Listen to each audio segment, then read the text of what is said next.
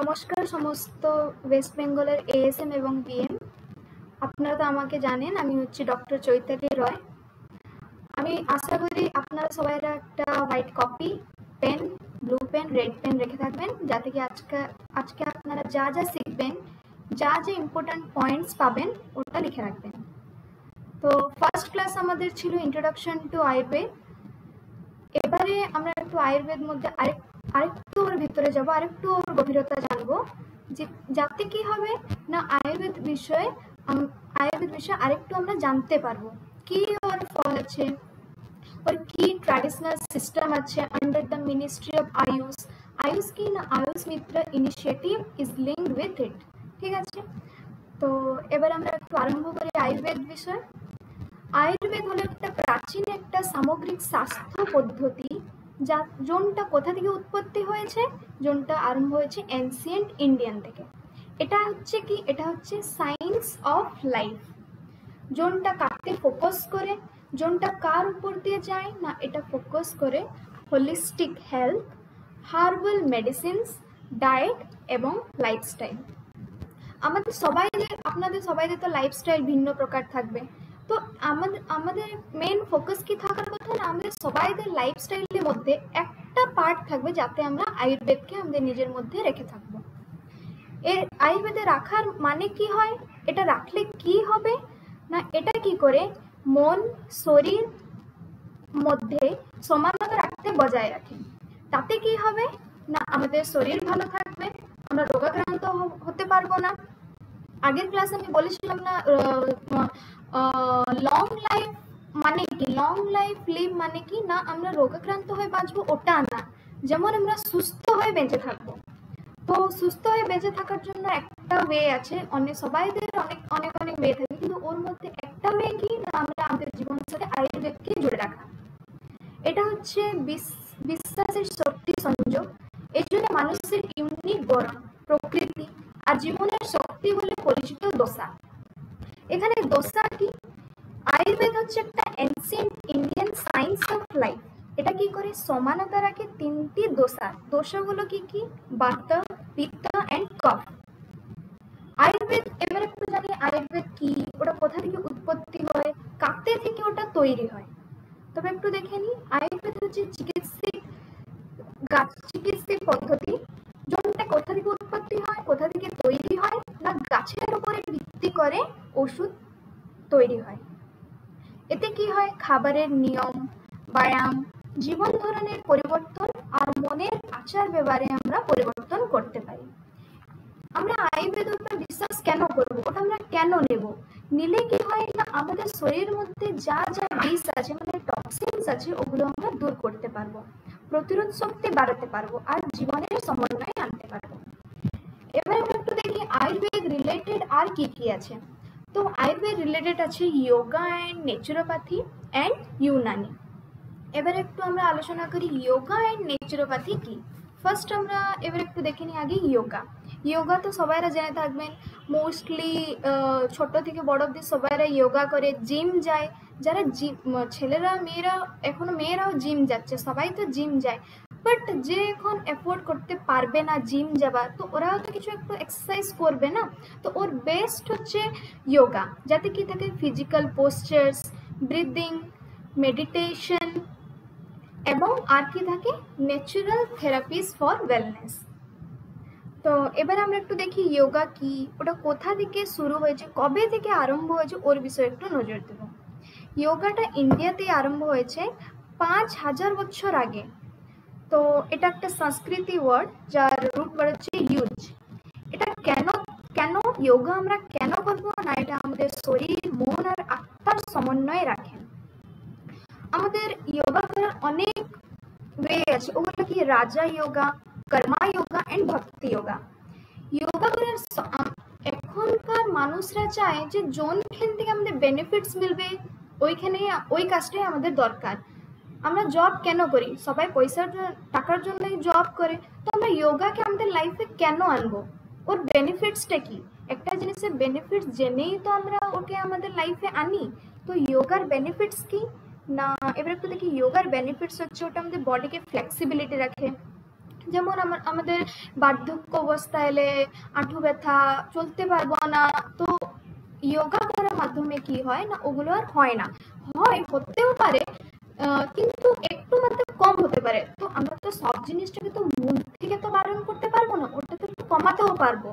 তো ওর মেন হচ্ছে তো বার্ধক্য অবস্থায় যা যা হয়, তো যা যা রোগ হয়, যা যা প্রবলেমস হয়, ওগুলোকে কমানো কি করে যায় না আমাদের লাইফে যোগাটাকে আমরা জুড়বো। তো তাতে কি হয় আমাদের ফ্লেক্সিবিলিটি, স্ট্রেংথ ইমপ্রুভ হয়। স্ট্রেংথ হলে সে না আমরা একটা কিছু কাজ করবো কি মেন্টাল স্ট্রেংথ হয় আর ফিজিক্যাল স্ট্রেংথ। তো আর এটা কি করে না কনসেন্ট্রেশন এন্ড ফোকাস করে। কনসেন্ট্রেশন এন্ড ফোকাস কাদের জন্য না বাচ্চাদের জন্য। তো ওরা স্টাডির উপরে ফোকাস করবে, ক্যারিয়ার লাইফ, যে টিনেজরা যারা আছে ওদেরও ক্যারিয়ার উপরে যেমন ফোকাস করবে, তো ওর জন্য যোগা করা ভালো। আর কি করে না একটা বুস্ট ইমিউনিটি, আমাদের ইমিউনিটি, যার ইমিউনিটি পাওয়ার যত থাকবে ও অনেক সুস্থ থাকবে, ওকে আর মেডিসিন ডক্টর কাছে যেতে হবে না। তো এরপরে আমরা এটা দেখি যোগার কি কি, এটা হচ্ছে একটা ইন্ডিয়ান প্র্যাকটিস। ওর মধ্যে কি কি যায় না আসন যায়, আসন কি করে ডিফারেন্ট টাইপ অফ যোগা আছে, যেমন ব্রিদিং, কারা কারা ব্রিদিং যোগা করে যাতে কি হয় না কামনেস আসে। আর একটা কি আছে আসন, আসন কি করে না ফিজিক্যাল হেলথ, মানে যেমন আঁঠু ব্যথা, হাত ব্যথা হচ্ছে, আমি বসে গেলে উঠতে পারছি না, তো এইসব আর হয় না। স্পন্ডিলাইটিস, তো ওগুলো সব হবে না। হবে না বলে নয় যে না হতে পারে, হতে পারে, কিন্তু আমরা তো একটু চেষ্টা করবো না ওগুলো কমানোর জন্য। এটাই হচ্ছে ওয়ে যাতে আমাদের রোগ দিকে যেমন আমরা রোগাক্রান্ত হব না ওগুলোকে কমানোর জন্য। এরপরে হলো মেডিটেশন। মেডিটেশন কি করে, মেডিটেশন হচ্ছে একটা এথিক্যাল প্রিন্সিপাল, যোনটা কি করে আমাদের মেন্টাল ক্ল্যারিটি আনে। যদি আপনারা দেখুন, যদি আপনাদের সকাল থেকে মুড খারাপ থাকে, তো ভালো কাজ থাকলেও কাজটা বিগড়ে যায়। যদি আপনাদের সকাল থেকে মুডটা ভালো থাকে, তো আপনারা সব ম্যানেজ করে নিন, হ্যাঁ আজকে এটা খারাপ হলো কিন্তু মুডটা ভালো আছে আমি ম্যানেজ করে নেব, তো ওটাই হচ্ছে কথা। তো এগুলো এগুলো মেন, মানে এর উদ্দেশ্য কি না, সেই এর উদ্দেশ্য হচ্ছে মন, শরীর এবং আত্মাকে জুড়িয়ে রাখা। তো এটা কিন্তু যোগার, আমি ভাবছি আপনারা আপনাদের মধ্যে একটু যোগার বিষয়ে জ্ঞান, আপনারা তো জানেন যোগা অবশ্য করতে থাকবেন, লাগছে এবারে একটু যোগার আপনাদের লাইফস্টাইলের মধ্যে যোগাটাকে ইনক্লুড করবেন। তো এবার আমরা একটু দেখি নেচুরোপ্যাথি। নেচুরোপ্যাথি কি না, এটা হচ্ছে it is a system of body's self healing power. সবাইদের মধ্যে এই পাওয়ারটা থাকে না যে ওরা সেলফ হিল হতে পারে। সেলফ হিল মানে কি না কিছু একটা হয়েছে, আমি একটু ঘাবড়িয়ে যাচ্ছি, এটা কি হবে, এরপরে কি হবে, আমি নিজেকে ব্যালেন্স করতে পারছি না, বাট এটার দ্বারা কি হয় না আমি একটু নিজেকে ব্যালেন্স করতে পারবো যে এটা হয়েছে ঠিক আছে এরপরে ঠিক হবে। তার মানে হচ্ছে বডি সেলফ হিলিং পাওয়ার। এটা হচ্ছে একটা হলিস্টিক হেলথ কেয়ার সিস্টেম, যা ন্যাচারাল আর নন ইনভেসিভ মেথডস, যাতে কি থাকে ডায়েট, হাইড্রোথেরাপি, মার্ড থেরাপি, ফাস্টিং আর হার্বাল মেডিসিন ইউজ করা হয়। নন ইনভেসিভ মেথডস মানে কি, সবাইরা জানেন যারা মন ভালো থাকে না তাদের কি হয়, তারা সাইকিয়াট্রিস্ট কাছে যায়, তো ওতে কি হয় না ডক্টররা থাকেন কিছু থেরাপি দেয় এ করে, তো ওটাই।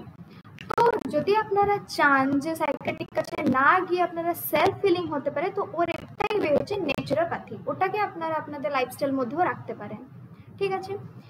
তো এই যে নেচুরোপ্যাথি ওটা একটা প্রিন্সিপালের মধ্যে বেসড, যে প্রিন্সিপালটা কি, nature hills not the physician. আপনাদের মধ্যে অনেকজন থাকবেন যাদেরকে মাউন্টেন্স ভালো লাগে, পাহাড় ভালো লাগে, যাকে নদী ভালো লাগে, সমুদ্র ভালো লাগে, তো এটা মানে হচ্ছে ওই নেচারই আমাদেরকে হিলস করে, নেচারই আমাদেরকে ভালো রাখে, নট ফিজিশিয়ান, না কি ডক্টররা। যখন আমাদের শরীর অনেক খারাপ হয়, যখন আমরা মেডিসিন খেয়ে ভালো থাকি না, অপারেশন হয়, তো তখনই আমরা ডক্টর কাছে যাই, যে ও হচ্ছে আমাদের লাস্ট হোপ।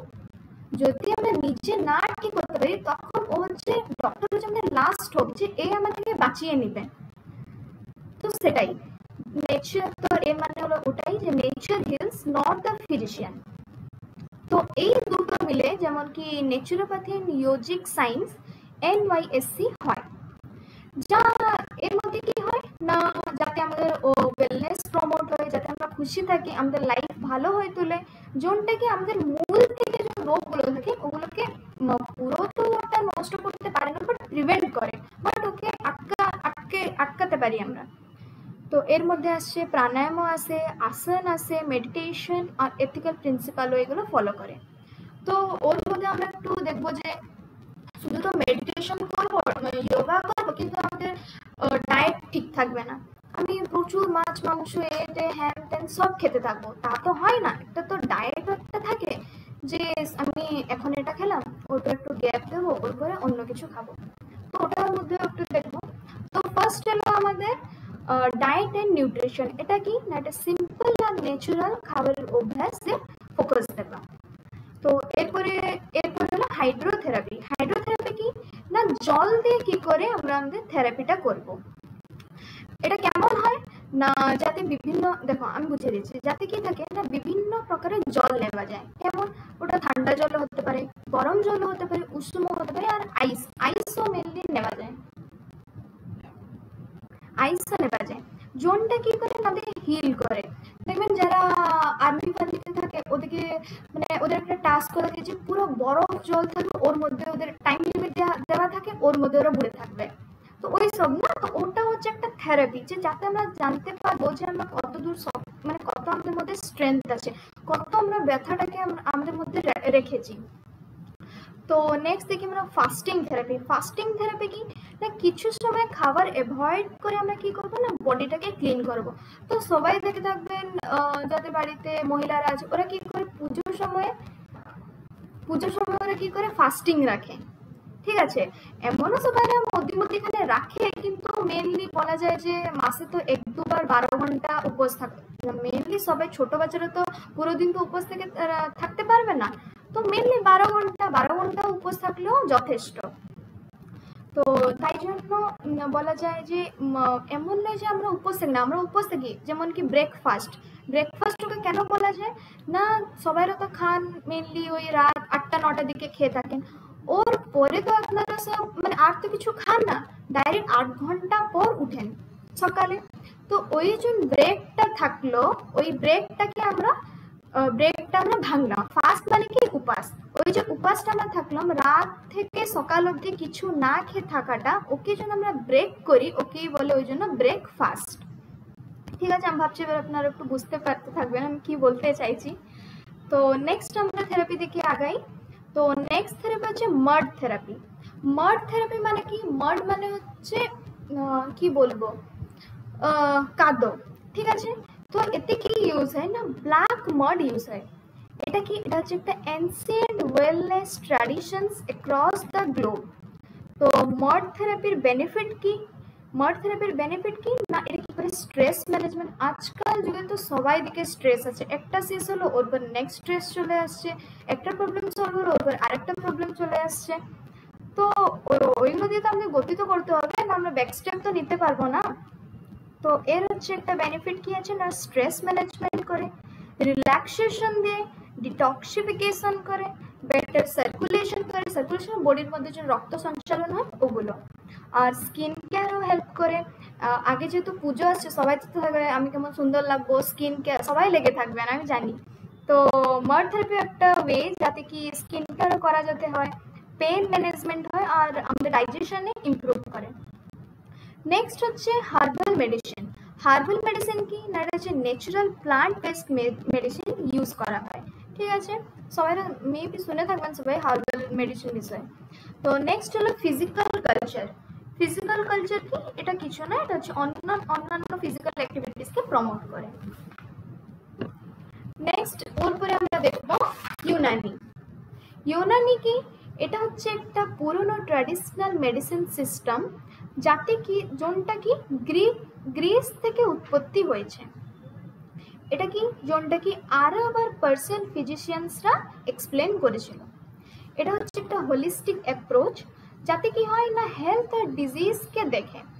আমাদের কি মেন ফোকাস হলো আমরা কেমন আমাদের স্বাস্থ্যটাকে ভালো রাখবো, তাই জন্য তো আমরা এইসব শিখছি, জানছি, যোগা করছি, আসন করছি, প্রাণায়াম করছি, সব আমাদের শরীরের সাথে মন সাথে জুড়ে আছে। তো এটা কি করে, এটা হচ্ছে 4টে হিউমার্স আর ইন্ডিভিজুয়াল টেম্পারামেন্টস থিওরি উপরে বেসড হয়েছে। এতে কি হয়, তার মেন ফোকাস কি, এর মেন ফোকাস হলো আমরা কেমন আমাদের হেলথকে মেনটেন করে রাখবো, যাতে কি হয় আমি যেমন আপনাদেরকে বললাম সম্পূর্ণভাবে তো আমরা প্রিভেন্ট করতে পারবো না ইলনেস, বাট প্রিকশন তো নিতে পারবো। যেমন কি ডেঙ্গু হয়, ম্যালেরিয়া হয়, আপনারা তো জানেন না কখন কোন মশা কামড়ে দিবে, কিন্তু আমরা মশারি টেনে তো ঘুমাতে পারবো, প্রিভেনশনটা তো আমরা নিতে পারবো, ওর পরে যা হবে ওটা ভগবানের ইচ্ছা। তো এগুলো থাকলো। আর আছে কি না, এই সিস্টেমে কি হয় না আমাদের বডির ন্যাচারাল ব্যালেন্স থাকে, যাকে মেডিকেট্রিক্স নেচারে বলে। রিস্টোর এটা আমাদের কি করে না হিলিং করে আর আমাদের ওয়েলবিংকে প্রমোট করে। ঠিক আছে, এরপরে আছে সিদ্ধা, যেটা হচ্ছে traditional system from south Indian using herbs, minerals and lifestyle modification for healing. ঠিক আছে, এটাই সেম হার্ব মিনারেল অ্যান্ড জোনগুলোতে কি হয় না লাইফস্টাইল, আমাদের লাইফস্টাইলে একটু কিছু চেঞ্জেস আছে যাতে কি হয় না আমরা হিল হতে পারি, সুস্থ হতে পারি। এরপরে হলো সোবা রিগপা। সোবা রিগপাটা কি না, এটা হচ্ছে একটা ট্র্যাডিশনাল তিব্বেতিয়ান মেডিসিন। এটাও একটা medicine, one type of medicine যার যোনটা কি হিলিং উপরে বেস থাকে, যোনটাকে আরম্ভ করে Buddhist philosophy and herbal mineral formulations. Then আমরা একটু দেখি নেক্সট আছে আমাদের লাস্ট হোমিওপ্যাথি। হোমিওপ্যাথি কি না healing method using highly diluted natural substances two stimulate the bodies self healing. ঠিক আছে, এইগুলো সব হচ্ছে আমাদের, যদি আমরা এই সবগুলো আমাদের জীবনের মধ্যে আনি তো একটু মাত্রা আমাদের লাইফ জীবন যেতে ইজি হবে। নেক্সট ক্লাসে ফার্স্ট তিনটা তো এখানে 6টা পয়েন্ট আছে, আমি তো ফার্স্ট তিনটা এক্সপ্লেন করে দিলাম, ভাবছি আপনারা বুঝতে পেরে থাকবেন। নেক্সট ক্লাসে আমি আর তিনটা যা আছে ওর বিষয়ে আপনাদেরকে একটু এক্সপ্লেন করে দেবো। এবারে আমরা যাই একটু আমাদের নেক্সট স্লাইডে। তো নেক্সট স্লাইড কি না কি ডেভেলপমেন্টসে কি আছে না, in 1955 central council of Indian ministry CCIM establish হয়েছিল। ওরপরে হলো 1970 কি হয়েছিল না Indian medicine central council act passed হয়েছিল। ওরপরে কত না 1995 কি হয়েছিল, departments of Indian systems of medicine and homeopathy created under the Ministry of Health and Family Welfare. এরপরে 2003 renamed as Department of Ayush। তো আমাদের তো মেন আয়ুষের উপরে, তো আয়ুষ কবে রিনেমড হয়েছিল না 2003 to focus more systematically on traditional system. 2014 কি হয়েছিল না ministry of Ayush created as a separate independent ministry. ধন্যবাদ, আমি ভাবছি আপনারা বুঝতে পেরে থাকবেন। আর নেক্সট ক্লাস আর যা কি বুঝলেন কি নেই বুঝতে পারলেন কিনা কমেন্ট সেকশনে প্লিজ বলবেন। আর লাইক করবেন, সাবস্ক্রাইব করবেন। ঠিক আছে, ধন্যবাদ।